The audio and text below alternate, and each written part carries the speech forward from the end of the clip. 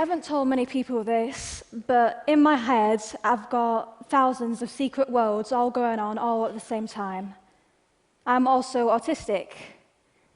People tend to diagnose autism with really specific checkbox descriptions, but in reality, there's a whole variation as to what we're like. For instance, my little brother, he's very severely autistic. He's nonverbal, he can't talk at all, but I love to talk.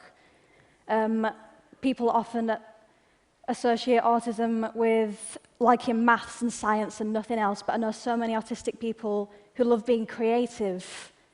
But that is a stereotype, as the stereotypes for things are often, if not always, wrong. For instance, a lot of people who think autism and think Rain Man immediately. That's the common belief that every single autistic person is Dustin Hoffman, and that's not true. But that's not just with autistic people either. I've seen it with LGBTQ people, with women, with POC people. People are so afraid of variety that they try and fit everything into a tiny little box with really specific labels. Like, this is something that actually happened to me in real life. I Googled autistic people are, and it comes up with suggestions as to what you're going to type. I Googled autistic people are, and the top result was demons. That is the first thing that people think when they think autism. They know.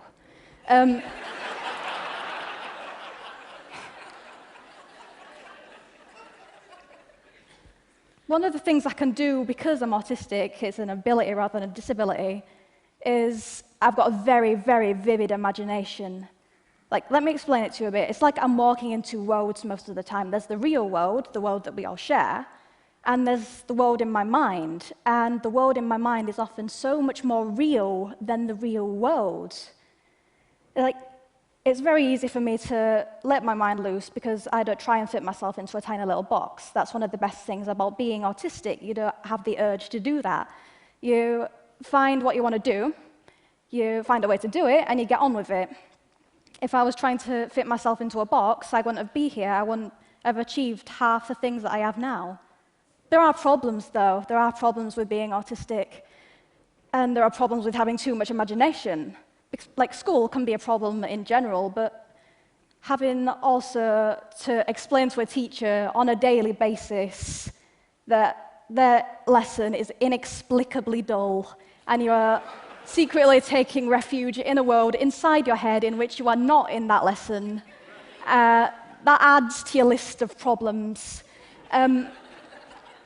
Also, when my imagination takes hold, my body takes on a life of its own. When something very exciting happens in my inner world, I've just got to run, I've got to rock backwards and forwards, or sometimes scream. This gives me so much energy, and I've got to have an outlet for all that energy. But I've done that ever since I was a child, ever since I was a tiny little girl, and my parents thought it was cute, so they didn't bring it up. But when I got into school, they didn't really agree that it was cute. It can be that people don't want to be friends with the girl that starts screaming in an algebra lesson.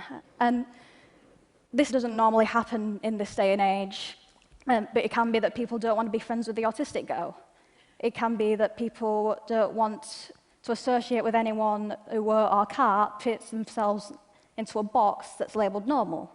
But that's fine with me, because it shorts the wheat from the chaff, and I can find which people are genuine and true, and I can pick these people as my friends.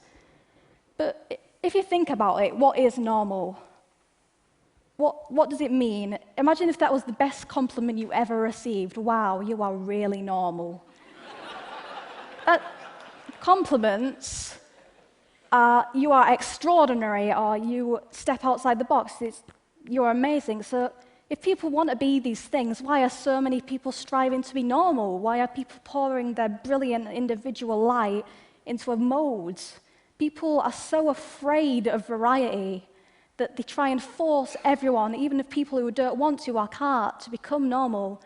There are camps for LGBTQ people or autistic people to try and make them this normal.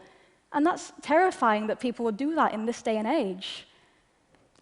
All in all, I wouldn't trade my autism and my imagination for the world. Because I am autistic, I've presented documentaries for the BBC. I'm in the midst of writing a book. I'm doing this. This is fantastic. And one of the best things that I've achieved, that I consider to have achieved, is I've found ways of communicating with my little brother and sister, who, as I've said, are non-verbal, they can't speak.